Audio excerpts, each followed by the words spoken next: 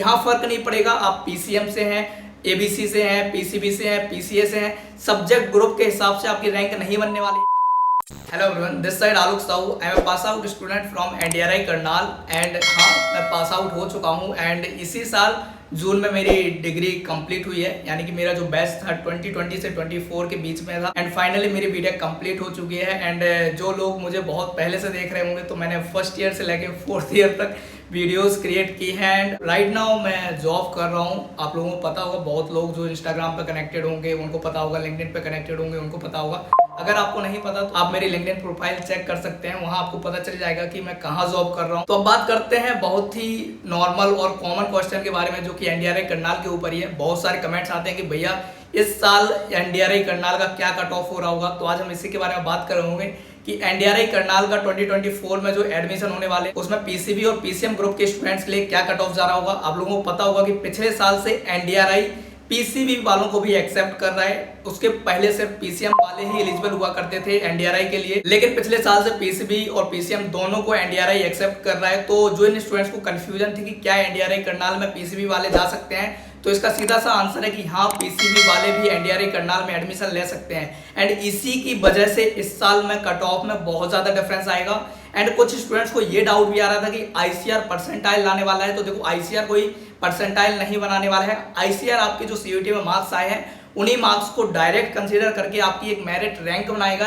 यानी कि सबसे हायर से लेकर सबसे लोअर तक एक प्रॉपर रैंक बनेगी एंड उस रैंक के अनुसार आपको कॉलेजेस मिल रहे होंगे। तो अब कोई परसेंटाइल नहीं आने वाली है। जो आपको डाउट था वो क्लियर हो जाना चाहिए। अभी आपकी सिर्फ डायरेक्ट आईसीआर की रैंक आएगी जो कि आपके डायरेक्ट मार्क्स से बन रही होगी। यानी कि यहाँ फर्क नहीं पड़ेगा आप पीसीएम से हैं, एबीसी से हैं, पीसीबी से हैं, पीसीए से हैं, सब्जेक्ट ग्रुप के हिसाब से आपकी रैंक नहीं बनने वाली है। आपकी रैंक मार्क्स से बनेगी एंड मार्क्स हर एक स्टूडेंट्स को उसके मिले हुए हैं। तो वहां सब्जेक्ट ग्रुप नहीं देखे जाएंगे, डायरेक्ट मार्क्स के हिसाब से आपकी रैंक आएगी और उसी रैंक से काउंसलिंग होगी। तो जिन स्टूडेंट्स को लगता था कि सब्जेक्ट वाइज रैंक आने वाली है, तो सब्जेक्ट वाइज रैंक नहीं आएगी, ये भी डाउट अपना क्लियर कर लो। तो अब इस साल का कट ऑफ क्या जा रहा होगा, देखो इस साल पीसीबी वाले बहुत सारे ऐसे स्टूडेंट्स हैं जो कि एनडीआरआई में एडमिशन लेना चाह रहे हैं, तो कहीं ना कहीं कट ऑफ ज्यादा जाएगा और उस वजह से पीसीएम ग्रुप के स्टूडेंट्स को थोड़ा बहुत तो नुकसान देखने को मिलेगा। क्योंकि पीसीबी ग्रुप के जो स्टूडेंट्स होते हैं वो 450-500 तक मार्क्स स्कोर कर लेते हैं, लेकिन पीसीएम ग्रुप के जो स्टूडेंट्स होते हैं वो इतने मार्क्स स्कोर नहीं कर पाते हैं।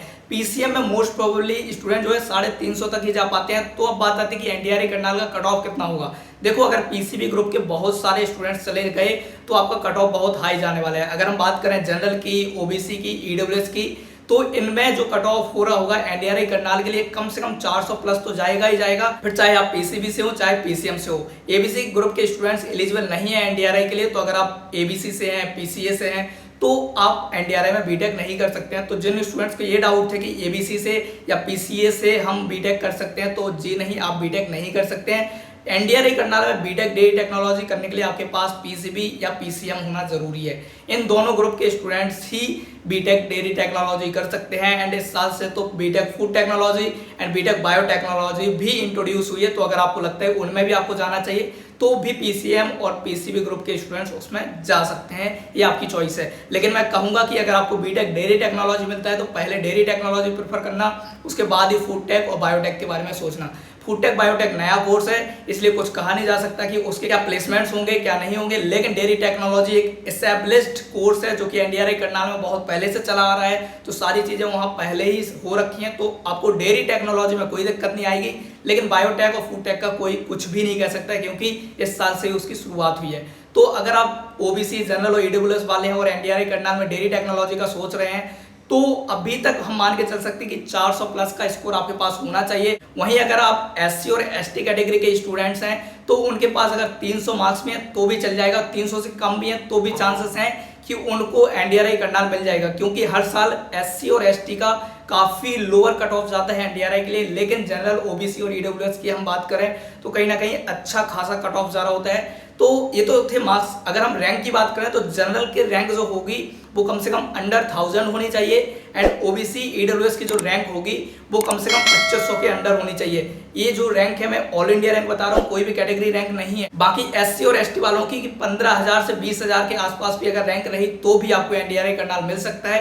ये पिछले साल के कट ऑफ के हिसाब से मैं आपको बता रहा हूँ। इस साल थोड़ा कट ऑफ वेरी करेगा क्योंकि बहुत सारे पीसीबी के स्टूडेंट्स भी इंट्रोड्यूस हो रहे हैं एनडीआरआई में, तो थोड़ा बहुत वेरिएशन आएगा, बट बहुत ज्यादा वेरिएशन भी आपको नहीं दिखेगा। लेकिन ओबीसी ईडब्ल्यूएस और जनरल में तो काफी हाई कट ऑफ आने वाले हैं। मानकर चलिए कम से कम 400 मार्क्स तो आपको चाहिए पड़ेंगे।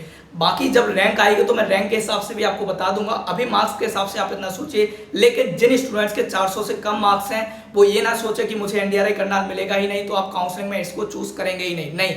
आपको काउंसलिंग के टाइम पर एनडीआरआई करनाल को जरूर चूज करना है, भले ही आपके मार्क्स 400 से कम हो, क्योंकि बाय चांस अगर कोई चांस रहा तो अगर आप एनडीआरआई करनाल को चूज कर रहे होंगे तो कहीं ना कहीं आपको एनडीआरआई करनाल मिल जाएगा। अगर आप उसको चूज ही नहीं करेंगे तो कोई चांस नहीं रहेगा, फिर चाहे आपके मार्क्स 500 ही क्यों ना हो, आपको वो कॉलेज नहीं मिलेगा। इसलिए कहते हैं प्रेफरेंस लिस्ट जब आप बनाएंगे वो बहुत ज्यादा मैटर करेगी कि आपको कौन सा कॉलेज मिलेगा कौन सा नहीं मिलेगा।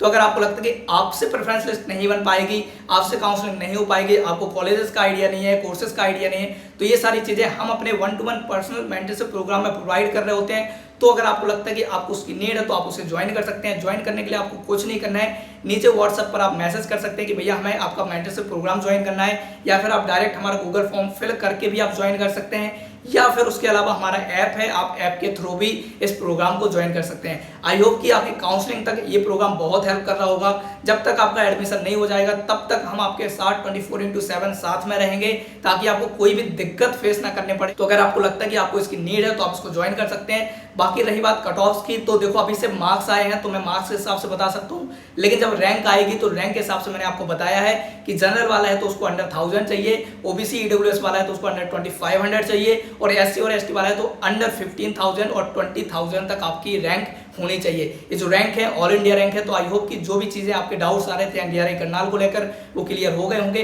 बाकी रही बात प्लेसमेंट्स की, तो प्लेसमेंट के ऊपर मैंने ऑलरेडी अलग वीडियो बना रखी थी जिसमें अपनी जर्नी के साथ साथ बाकी क्या सिनेरियो रहा था एनडीआरआई में प्लेसमेंट्स का, उसके ऊपर सारी चर्चाएं की हुई है कि 2024 में किस तरीके से प्लेसमेंट्स हुए हैं, तो आप उसको भी चेकआउट कर सकते हैं। आई होप कि वो भी आपके प्लेसमेंट्स के जो डाउट है वो क्लियर कर देगी। तो अभी तक एनडीआरआई करनाल के बारे में जितने भी डाउट्स हो रहे थे आई होप कि वो क्लियर हो गए होंगे। बाकी अगर कोई डाउट रहता है तो आप कमेंट करके हमें बताइएगा, हमारी पूरी कोशिश होगी कि हम आपके कमेंट्स पर प्रॉपर डेडिकेटेड वीडियो ला रहे होंगे या फिर उनके प्रॉपरली रिप्लाई कर रहे होंगे। तो अभी के लिए इतना ही यार, बाकी मिल रहे होंगे अगली वीडियो में, तब तक के लिए चलते हैं, बाय, टेक केयर।